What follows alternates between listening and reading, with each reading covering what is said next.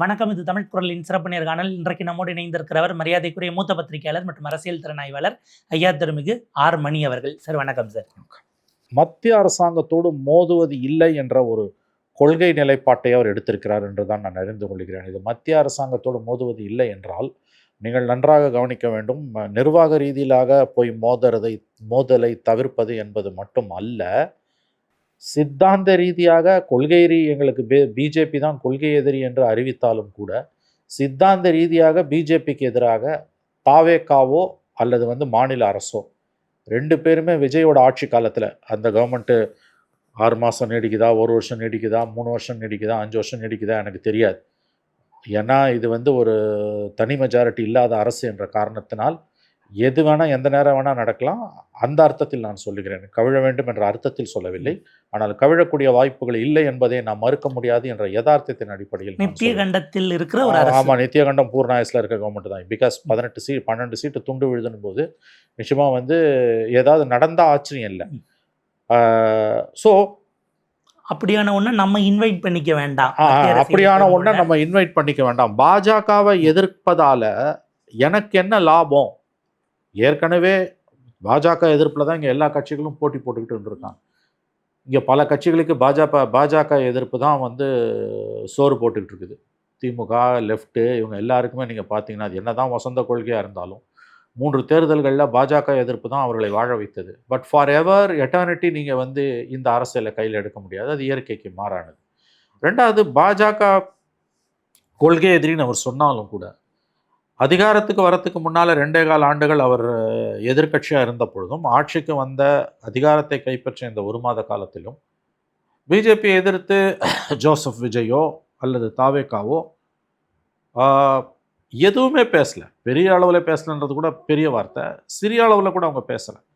மறுபடியும் சொல்லுகிறேன், நிர்வாக ரீதியில் மத்திய அரசுடன் நாங்கள் இணக்கமான போக்கை கடைப்பிடிக்கிறோம் என்பதை தாண்டி சித்தாந்த ரீதியில் பிஜேபியை உரசக்கூடிய, பிஜேபியோடு நாங்கள் உரசிக்கொள்ளக்கூடிய எந்த ஒரு அரசியலிலும், ஈவன் சொற்போர்களில் கூட, வார்த்தைகளில் கூட, வார்த்தை ஜாலங்களில் கூட நாங்கள் ஈடுபட மாட்டோம் என்பதைத்தான் அவர் அறிவித்திருக்கிறார். இது என்னை பொறுத்தவரையில் ஒரு விதத்தில்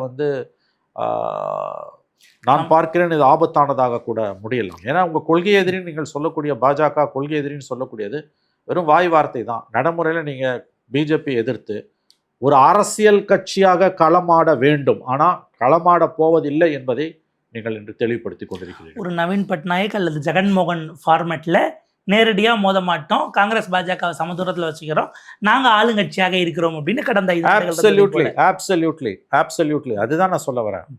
அவருடைய அணுகுமுறையை நான் பார்க்கும் பொழுது ஒரு பார்வையாளனாக என்னுடைய கிட்டத்தட்ட 35 ஆண்டு கால பத்திரிகை உலக அனுபவத்திலிருந்து இந்த அரசியலை கூர்ந்து கவனிக்கிற ஒரு 40 ஆண்டு கால அனுபவத்திலிருந்து பார்க்கும் பொழுது கொள்கை எதிரி என்று பாஜகவை விழித்தது, சொல்லியது, வர்ணித்தது எல்லாமே வெறும் வாய் வார்த்தை தான்.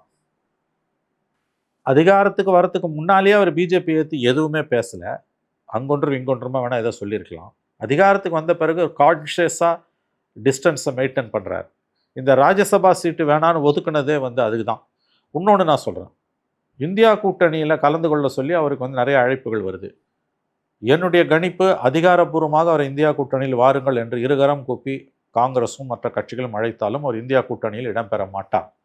ஏன்னா இந்தியா கூட்டணியில் இடம்பெறதால விஜய்க்கு எந்த லாபமும் கிடையாது. மாறாக மோடியோட கோபத்தை தான் கூடுதலாக அவர் சம்பாதிக்க வேண்டியிருக்கும். இன்றைக்கு காங்கிரஸ் நம்பர்ஸ் கேமில் மாட்டிக்கிட்டாங்க. காங்கிரஸ் தான் முதல்ல ஆதரவு கொடுத்தது. ரெண்டாவது, காங்கிரஸ் கூட இருக்கிறது இவங்களுக்கு மைனாரிட்டிஸோட ஓட்டை என்ஷூர் பண்ணும். சோனியா காந்தி ராகுல் காந்தியை போய் பார்த்துட்டு வந்துட்டார், அதோடு நிறுத்திப்பார். இவர் அடுத்த 3 ஆண்டுகளுக்கு 29 தேர்தல் வரையில் வேணுமானா 29 ஜனவரிலேருந்து பிஜேபி எதிராக ஏதாவது பேச ஆரம்பிக்கலாம். அது இன்றைக்கு நாடு இருக்கக்கூடிய சூழலை பொறுத்தது. இந்த run up to the Lok Sabha election அடுத்த 2.5 ஆண்டுகளுக்கு பாஜகவை எதிர்த்து பெருசாலாம் அவர் எதுவும் பேச மாட்டார். ஏதாவது முக்கியமான இஷ்யூ வருதுன்னா ஆதவர்ஜனா ஒரு ஸ்டேட்மெண்ட் கொடுப்பார். இது வரைக்கும் அவங்க என்ன பண்ணாங்க, ஆன்டி பிஜேபி ஸ்டாண்டில் வக்ஃப் பில்லு வந்தபோது மட்டும் சுப்ரீம் கோர்ட்டில் ஒரு பெட்டிஷன் போட்டாங்க. அதில் 10ஓட 1 11 எல்லாரோடையும் சேர்ந்து கும்மி அடித்தாங்க, அவ்வளோதான். அதை தாண்டி அவங்க களமாடுறதில்ல. பாஜகவை எதிர்த்து எதுவுமே 2.5 வருஷத்தில் 2.25 வருஷத்தில் பண்ணதில்லை. இப்பயும் இந்த 1 வருஷத்தில் 1 மாதத்தில் எதுவுமே பண்ணலை. சொன்னது போல் ஜெகன் ரெட்டி நவீன் பட்நாயக் மாதிரி பிஜேபி காங்கிரஸ் 2 பேர்கிட்ட ஈக்குவல் டிஸ்டன்ஸ். ஆனால் காங்கிரஸ் கிட்ட இருந்து இங்க இவர் மட்டும் அலைன்ஸ்ல காங்கிரஸ் அலையன்ஸ்ல வச்சுப்பாங்க. எல்லாரும் பிஜேபியை திட்டுவாங்க. தாவேகான்ற கட்சி பல விஷயங்கள்ல அந்த கட்சிக்கு கொள்கையே கிடையாது, ஸ்டாண்டே கிடையாது, நிலைப்பாடே கிடையாது. இது ரொம்ப ஆபத்தான போக்கு. இன்னும் சொல்லப்போனால் எ political party with least politics. இது வந்து அப்பொலிட்டிக்கல் அட்மாஸ்பியருக்கான ஒரு வளமான களமாக தமிழ்நாட்டை இவர்கள் உருவாக்கி கொண்டிருக்கிறார்கள். TVK's apolitical attitude, it is imbibed on policies. TVK's apolitical attitude is in the DNA.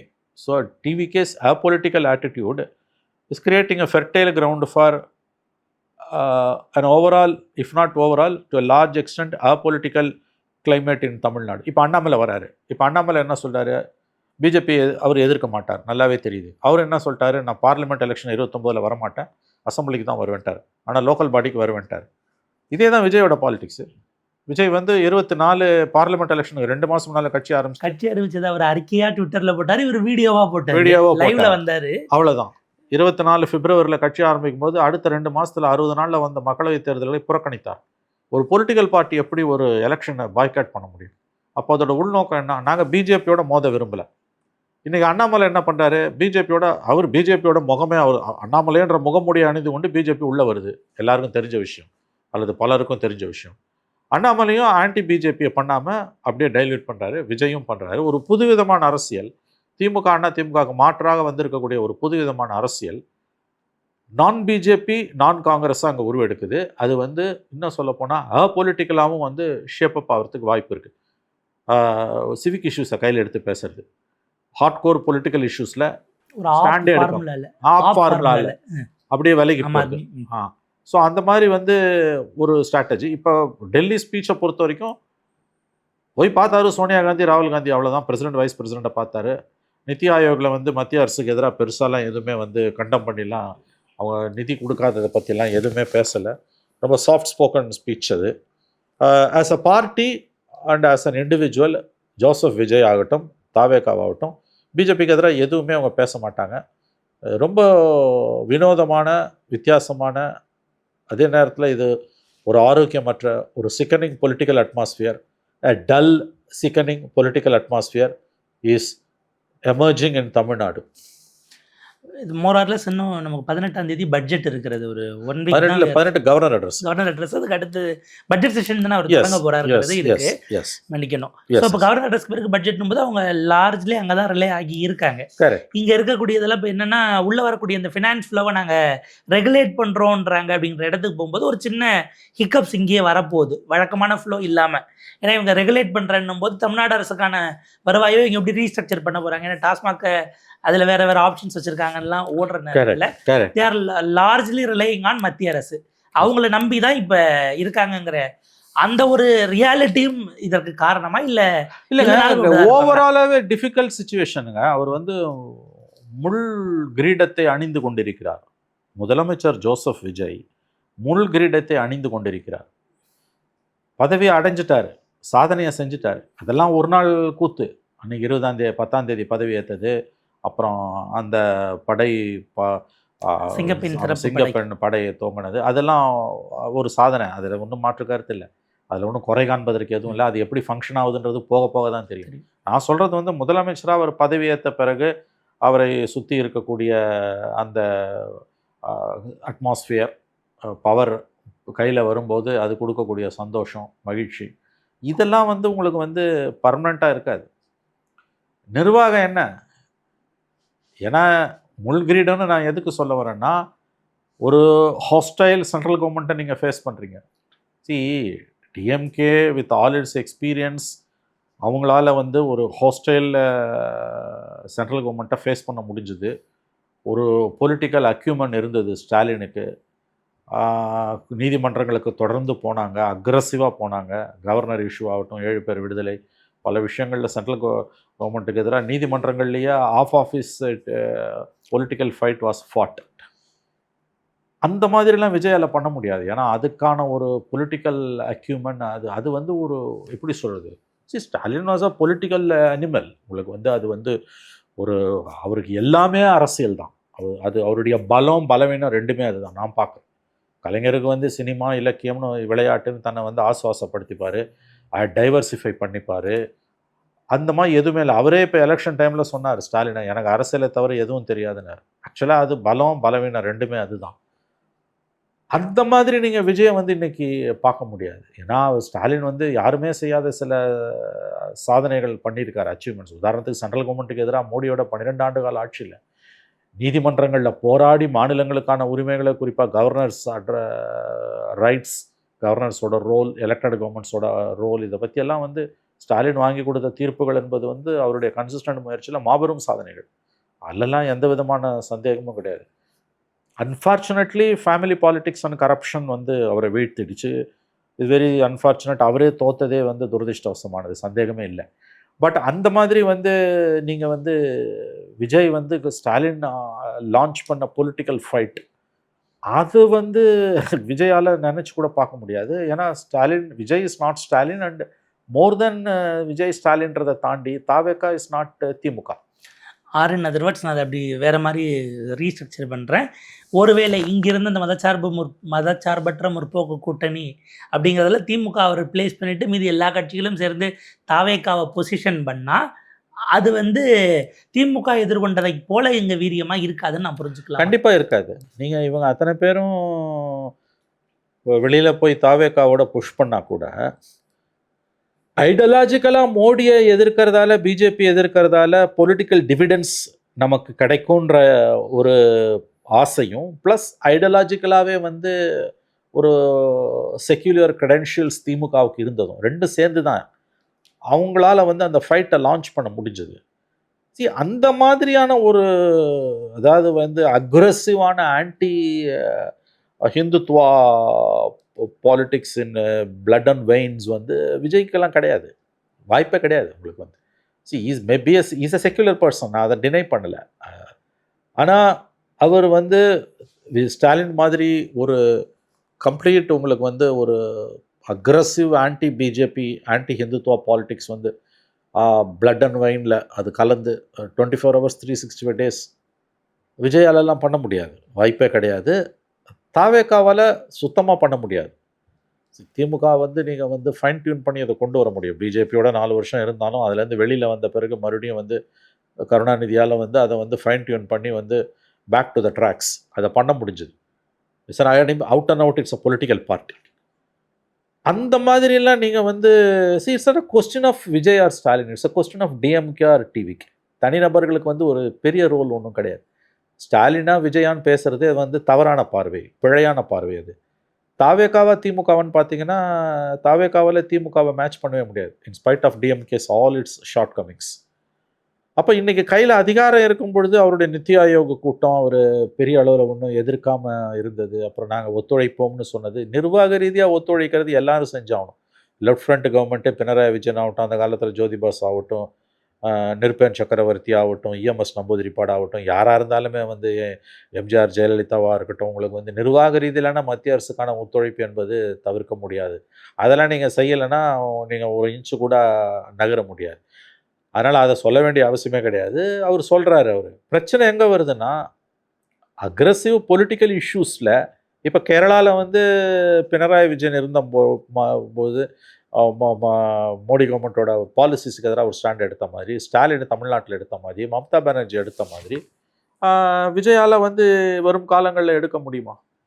அது ஒரு பெரிய சிக்கல். இப்போ வக்ஃப் பில் வருது, வக்ஃப் பில் மாதிரி ஏதோ பெரிய விஷயங்கள் வருது உங்களுக்கு. இப்போ கவர்மெண்ட்டே வந்து சென்ட்ரலோட ஸ்கீம்ஸுக்கு எதிராக மாநில அரசுகளே வந்து வழக்கு போட்டது. சென்ட்ரல் ஸ்கீம்ஸ்க்கு எதிராக ஸ்டேட் கவர்மெண்ட்ஸ் ஃபைட் பண்ணாங்க. இப்போ அந்த பொலிட்டிக்கல் கரேஜ் விஜய்க்கு வருமா? I think it's a $1 million question. அதாவது நிர்வாக ரீதியிலாக நாங்கள் மத்திய அரசுடன் மோத விரும்பலை, இணக்கமாக இருக்கிறோன்ற அது நியாயமானதான், நான் மறுக்கல. பட் அதை ஒரு போர்வையாக பயன்படுத்திக்கிட்டு இவங்களோட ஆன்டி பிஜேபி ஸ்டாண்டில் பிஜேபிக்கு எதிராக முக்கியமான அரசியல் முன்னெடுப்புகளை எடுக்காமல் இருக்கிற இவங்களோட அந்த ஒரு சப்சர்வியன்ட் பிஹேவியரை இவங்க மறைச்சிக்கிறாங்க. That's what I look at it. இது இது இது வந்து உங்களுக்கு வந்து ரொம்ப நாள் ஓடாது. If there is a big crisis, for example an issue like CAA, அக்ரஸிவாக சிஏஎஸ்யூ மாதிரி ஒரு இஷ்யூ ஸ்டாண்ட் ஆகும். ஒரு யூசிசிக்கு ப்ரப்போஸ் பண்ணுறாங்க, நாடு தழுவிய அளவில் ஒரு யூசிசிக்கு ப்ரப்போஸ் பண்ணுறாங்க, கிரவுண்டில் இறங்கி ஃபைட் பண்ணுறாங்க. அப்போ நீங்கள் வந்து எடப்பாடிக்கு திமுக 2 பேருமே வந்து எடப்பாடி டிஎம்கேவோட எல்லா ப்ரொட்டஸ்டையும் அலோவ் பண்ணார். இப்போ அந்த மாதிரி வந்து இவர் அலோவ் பண்ணுவாரா? அட் சம் ஸ்டேஜ் நீங்கள் பிஜேபிக்கு எதிராக டிவிக்கே ஃபங்க்ஷன் பண்ணணும். It is not the government. அப்போ டிவிக்கே வந்து இப்போ இருக்க மாதிரி அதை கிளாஸ் ஓவர் பண்ணிட்டு போகிறாங்க அப்படின்னா அது வேலைக்காக. எனவே சம்சே, அதாவது இப்படியே ஒரு 2 வருஷம் ஓட்டுவார், ஃபண்ட்ஸ் எல்லாம் வேணும், 29 28 எண்டு 29 ஜனவரியில் கண்டிப்பாக வந்து ஆன்டி பிஜேபி பண்ணுவாங்கன்றாங்க. அது எந்த அளவுன்னு தெரியல. இந்த இடத்துல ஒரு கிளாரிட்டிக்காக சார், இதில் தமிழ்நாடு அரசு அவங்க சட்டமன்ற இதெல்லாம் கூட்டி அந்த விபிஜி ராம்ஜின்னு அந்த பில்லு மகாத்மா காந்தி பெயரை எடுத்துகிட்டு 125 டேஸ் சொன்னாங்க. அதில் உள்ள பண்ணையாட்கள் முறையை ஊக்குவிப்பதிலிருந்து பல விஷயங்கள் இருந்தது, ஃபண்ட்ஸ் எல்லாம் சிக்கலாக போனதெல்லாம் பார்த்தோம். இப்போ அதில் வந்து ஒரு கார்டியலாக அதை இம்ப்ளிமெண்ட் பண்ணுவது என்பதற்கு அரசு நகர்கிறதுன்னு ஒரு விஷயம் ஓடிக்கிட்டு இருக்கு. இதில் நம்ம கவனிக்க வேண்டியது அதிகாரப்பூர்வமாக டிஎம்கே பிரிவில் இதை நீங்கள் கம்ப்ளீட்டாக சட்டமன்றத்தில் கூட்டி ரெசல்யூஷன் போடலாமே தவிர, மறுத்தீங்கன்னா கண்டினியூட்டி ஃபண்டு மொத்தமாக நின்று போயிடும். ஆமாம், காங்கிரஸ் ஆளக்கூடிய கர்நாடகாவில் நாங்கள் சுப்ரீம் கோர்ட்டுக்கு போகணும்னு கேபினெட் முடிவெடுத்தும் கூட ஃபண்டை வந்து நீங்கள் வேணால் 80-20 மாற்றிங்கன்னு பேசுகிறாங்க. திட்டத்தை நிறுத்தினா இருக்கிற டியூஸ்லேருந்து எல்லாமே சோக் ஆயிருங்கிற சிக்கல் இருக்குது. இந்த 125 டேஸை எதிர்த்து ஒரு பக்கம் சிபிஐயும் ஒரு பக்கம் சிபிஎம்மும் தனித்தனியாக போராட்டம் அறிவித்திருக்கிறார்கள். மோடி அரசு அப்போ கொண்டு வந்ததனுடைய இம்ப்ளிமெண்டேஷன் ஜூலை 1 வருதுன்னு. இப்போ தமிழ்நாடு அரசும் அதுக்கு போதுன்னா இவங்க 2 பேரும் வெளியிலிருந்து ஆதரிக்கிறார்கள். அவங்க ஏதாச்சும் ஸ்டேட்மெண்ட்டை கொடுக்க வாய்ப்பு இருக்கா? ஒரு நெருக்கடியாக இந்த மாதிரி இஷ்யூ பேசிஸில் இல்லை நெருக்கடிலாம் ஒன்றும் பெருசாக இருக்காது. அதாவது வெளிப்படையாக நீங்கள் இன்னும் ஆதரவு வாபஸ் வாங்குவாங்களான்னு கேட்குறீங்க, அதெல்லாம் பண்ண மாட்டாங்க. இல்லை, நீங்கள் அவரை பாஜகவை எதிருங்க அல்லது இதில் மத்திய அரசுக்கு பேசுவாங்க, கவர்மெண்ட்டாக கொடுங்கன்னு அவன் கேட்பாங்க. நீங்கள் வந்து ஃபைட் பண்ணுங்கன்னுவாங்க. 2 லெஃப்ட்டும் வந்து கேட்பாங்க. அது அவங்க போராட்டத்துக்கு நீங்கள் தாவேகா சார்பில் ஆள் அனுப்புங்க, அதெல்லாம் கூட கேட்பாங்க. ஆள் கூட அனுப்புவாங்க, அதெல்லாம் ஒன்றும் பிரச்சனை இல்லை. அதெல்லாம் வந்து அவங்க கண்டிப்பாக கேட்பாங்க. 2 பேரும் தனியாக ஏன் நடத்துகிறாங்கன்றது இன்ட்ரெஸ்டிங். இவ்வளோ பெரிய இஷ்யூவில் ஒன்று சேர்ந்து நடத்தாமல். எனவே அது ஒரு பக்கம் இருக்கட்டும். தாவேகாக்கு இந்த மாதிரியான பிரச்சனைகள் என்ன ஸ்டாண்டு, எந்த பிரச்சனையில் தான் அந்த கட்சிக்கு எந்த ஸ்டாண்டுன்னு பார்த்தீங்கன்னா பதில் வந்து மௌனமாகத்தான் இருக்க முடியும். கவர்மெண்ட் வந்து நீங்கள் சொன்ன மாதிரி வந்து கிட்டத்தட்ட அதை ஏற்றுக்கிட்டு தான் நடைமுறைக்கு போக போகிறாங்க. ஏன்னா வேறு வழி இல்லை. ஏன்னா இந்த ஸ்கீமை வந்து நீங்கள் சொன்னது போல் வந்து நீங்கள் எடான் கொலிஷன் போய் நாங்கள் நிறுத்துகிறோம், இப்போ மும்மொழி கொள்கை மாதிரி பிஎம் ஸ்ரீ மாதிரி இதை நாங்கள் நிறுத்துகிறோம், நியூ எஜுகேஷன் பாலிசியில் அது பிஎம் ஸ்ரீ மாதிரி நாங்கள் இதை இம்ப்ளிமெண்ட் பண்ணோன்னா மொத்தமாக காலி ஆகிடும். ஏன்னா திமுக பீரியட்லேயே இதை வந்து எப்படி இம்ப்ளிமெண்ட் பண்ணுறதுன்னு ரெசல்யூஷன்லாம் போட்டாச்சு. ரிப்பப்ளிக் டே அன்னைக்கு நடந்த கிராம சபை கூட்டத்தில் புதிய ஸ்கீம்ஸின் படி எப்படி நம்ம வேலை வாய்ப்புகளை கண்டறிஞ்சு செயல்படுத்த போகிறோங்கிறது தான் அஜெண்டாவாகவே அன்னைக்கு செய்திக்குறிப்பிலையும் கொடுத்துருந்தாங்க. அப்போவே அது விமர்சனமாகவும் ஆச்சு. நீங்கள் எதிர்க்கலாம் அதமே தவிர இம்ப்ளிமெண்ட் பண்ண மாட்டேன்னு உங்களால் ரெசிஸ்ட் பண்ண முடியாது. ஸ்கீம் ஆமாம், அப்போ அவங்க அடங்கி தான் போவாங்க. ஸோ அவங்க விபி ராம் ஸ்கீம் இந்த ஸ்கீம் வந்து கண்டிப்பாக விஜய் கவர்மெண்ட் தமிழ்நாட்டில் இம்ப்ளிமெண்ட் பண்ணும் தான் எனக்கு தோணுது. ஏன்னா காங்கிரஸ் ஆளக்கூடிய கர்நாடகாலையும் கோர்ட்டுக்கு போனாலும் இது இம்ப்ளிமெண்டேஷன் இருக்கும். இது இருக்கும்போது நாங்கள் பேரலாக கோர்ட்டுக்கு போவோங்கிறது தான். அதுதான் அந்த மாதிரி தான் இவங்களும் பண்ணுவாங்கன்னு நான் நினைக்கிறேன்.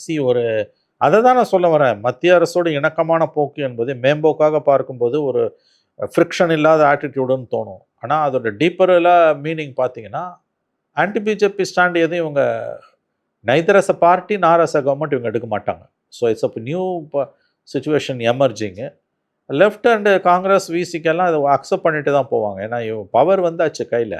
அதை தாண்டி இவங்க இந்த மாதிரியான டெல்லி டைலிங்காக சுச்சுவேஷனில் இருந்தால் திமுகவோட எல்லாத்தையும் இப்போ மூடி இருக்க மாட்டாங்க. அது ரொம்ப கான்ஷியஸாகவே அடுத்தடுத்து சிபிஐ சிபிஎம் எல்லாருமே எஸ்பிஎனே ஒன்று இல்லைன்னே பேஷன் முகம் சொல்லிட்டாரு.